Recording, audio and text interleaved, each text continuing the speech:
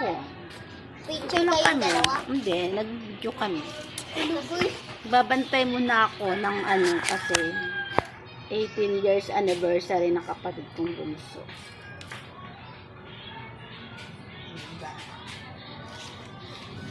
Yan. Yan yung kapatid kong bunso. 18 years anniversary na siya. Kung kailan siya yan, mama. Oh. Kaya binabantayan muna natin baka ano yung hangin. Ako nagaan eh.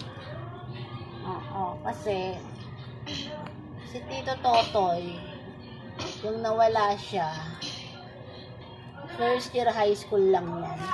First year high school lang yan. Tapos na siya Kasi dapat, ayan ay may swimming sila magkaklase. Lahat ng mga tropa niya nung mga ang tawag doon, nung first year high school sila, wala nang pasok.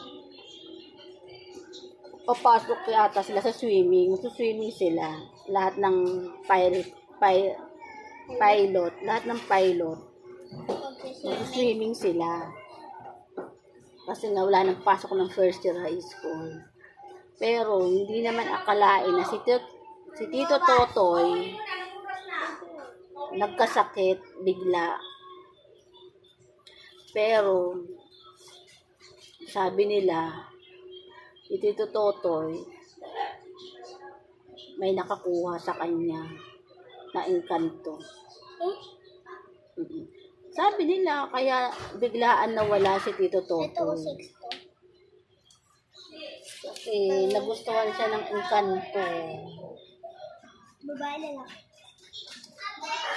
Lalaki din. Bunso kasi yan.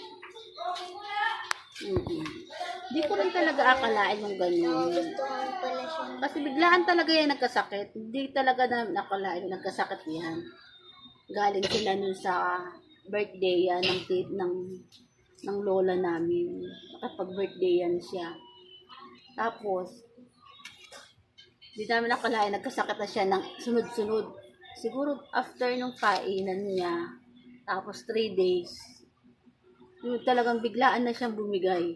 Kasi hindi namin akalain nagkasakit siya.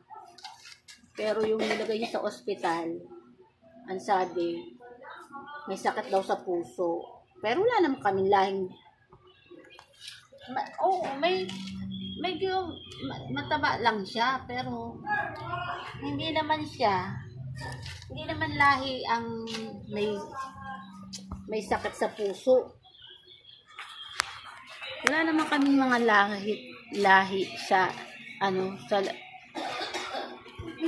puso. Kaya yun, tapos siguro after ng 3 days, di namin akalain na bumigay na siya talaga. Pero bago nagpakita siya sa kapatid ko na siya ay kinuha ng isang mama na engkanto. Kasi mahilig pumunta yan sa puno, yung kapatid ko. Mahilig siya pumunta sa puno, naigib siya lagi ng inumin. Tapos doon mismo nakuha siya ng Oh my God. tawag doon ng mamang itim. Pero nung time na yun, yung papa ko, namatay na rin siya noon. Naunang namatay yung papa ko. Pero yung papa ko, ayaw na ayaw niyang bitawan yung bunso namin. Mahal naman niya yung bunso namin. Yung may sakit siya dati, yung papa ko. Lagi niyang bukang bibig. Yung kapatid kong bunso. Sana yung Ako na. Kaya yun. Inaan namin kayo na namatay. Hindi ka marunong. Nga, sinabi. Ako nakasabit na dyan eh. Nawala na ulit yan? Oo.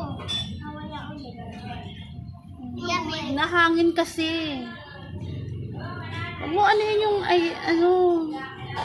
Okay. baka matumba yung picture niya. Nilagyan ko lang ng picture kasi gusto ko may picture siya. Kaya yun. Dapat yun ang kinuha mo yung kahoy yung isang kahoy. Okay. Pangharang. So yun, tapos yung siya ay bumibigay na siya. Nagpasama siya sa papa ko. Pero yung papa ko, sa kaluluwa lang ba? Gusto niyang magpakuha sa papa ko. Pero yung isa, katabi niya ay yung mamang malaki. Kinukuha rin siya. Buti na lang, dumating yung papa ko. So, sumama daw siya sa papa ko. Pero sa totoo lang, di namin akalain kung ano talaga nangyari. Kasi bigla talagang bumigay yan. Kasi yung galing nga siya sa fiesta, sa birthday yan. Yung nakitaan nga siya na walang ulo daw. Nagsalita lang yung taong nakakita sa kanya nung nakalagay na sa kabaong sa bahay. Ganun. Dumalaw na rin yung tao na yun. Siya mismo ang nakakita sa kapatid ko.